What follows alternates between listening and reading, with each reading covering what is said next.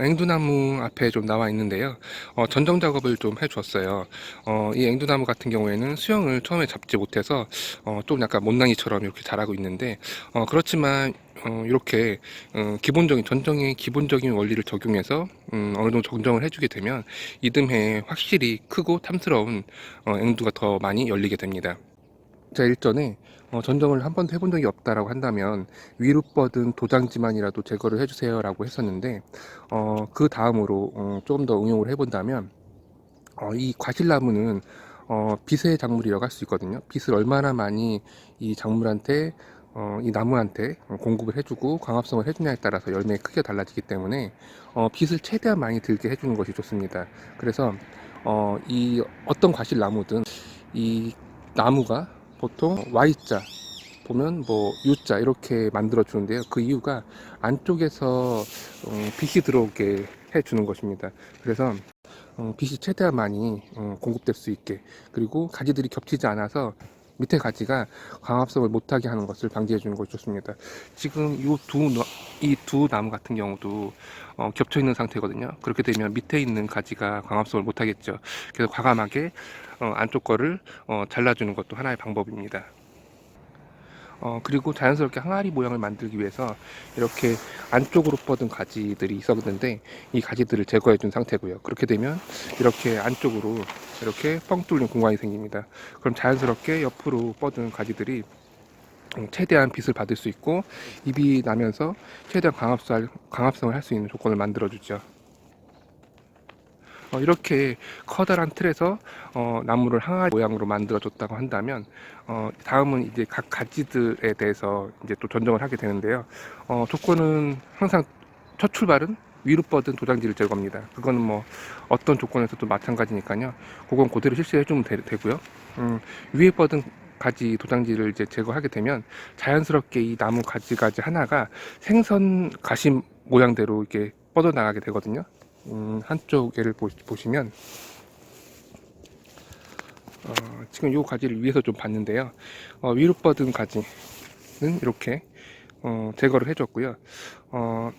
제거할 때 바싹 잘라서 전정을 해주는 방법도 있고, 지금 저는 이쪽으로 하나 가지를 더 생성해낼까 지금 고민 중에 있거든요. 그래서 눈을 본 다음에 이쪽에 눈이 나 있다고 한다면 조금 위쪽을 잘라서 이쪽으로 유인을 할 수도 있습니다. 그래서 조금 바짝 자르지 않은 이유고요. 이렇게 보시면 생선 가시처럼 옆으로, 그리고 옆으로 결과지들이 이렇게 옆으로 나와 있습니다. 그리고 이렇게 다시 또 하나 가지가 또 뻗어 나가고 있는데, 요거는 잘라줄까 했는데 이 공간이 어느 정도 남아 있어서 공간이 비어버리잖아요. 그래서 조금 더 하나의 가지를 좀 더 키워주고 있습니다. 수영을 처음에 잡지 못하면 이렇게 가지들이 완전 중구난방이 되어버리는데, 그렇다 하더라도 지금 제가 말씀드리는 그 두 가지, 빛을 잘 받기 위해서 안쪽으로 뻗은 가지는 제거해주고, 또 하늘로 뻗은 도장지들은 또 제거해주고, 좀 더 과감하게 이렇게 가지치기를 해줘도 좋습니다. 강전정이라는 것을 말 그대로 전정한 양이 많은 것을 말하는데, 굵은가지 밑단을 잘라주는 것이죠. 저기 강전정을 하게 되면 그 강전정 부위에 또 그 도장지들이 나오거든요. 더 굵고 튼실한 것들이요. 그렇기 때문에 오히려 유목일수록, 작은 나무일수록 강전정을 해서 그 나무의 유형을 항아리 모양이나 Y자 모양으로 잡아주는 것이 좋습니다. 그렇게 해야지만이 빛이 가운데 들어와서 최대한 나무가 골고루 빛을 받고 광합성을 할 수 있는 조건을 만들어주니까요. 이렇게 해서 오늘은 그 전정, 초보자들도 쉽게 응용할 수 있는 그 부분에 대해서 말씀드렸는데, 다시 한번 정리해드리면, 전정을 하는 이유가 말 그대로 모든 과실이 빛을 많이 받으면 받을수록 크고 탐스러운 열매를 맺으니까 빛을 최대한 많이 골고루 받을 수 있는 조건을 만들어 주자 하거든요. 그렇기 때문에 이렇게 안쪽으로 뻗은 가지들은 제거를 해주고, 나무가 자연스럽게 바깥으로 흘러갈 수 있게 해주고, 그리고 가지들이 위로 뻗는 것이 아니라 45도 각도 밑으로 떨어지게 해서 조금 더 영양생식, 나무가 커가는 것이 아니라 열매를 맺을 수 있는 그런 본능을 발휘할 수 있게 해주자는 거고요. 그리고 이렇게 위로 뻗는 것이 아니라 45도로 뻗게 해주면 또 좋은 것이, 이렇게 수확하기에 편하거든요. 예를 들어서 영양생식을 해서 이렇게 높게까지 나무를 키웠다고 한다면 아마도 사다리를 타고 올라가서 열매를 수확해야 되는 그런 번거로움이 있습니다. 그런 수확의 용이점도 있습니다. 이 나무를 눕히고 최대한 영양생식이 아니라 열매를 크게 열리게 할 생식성장을 유도하는 것의 이유 중에 하나가 또 그런 이유가 있습니다.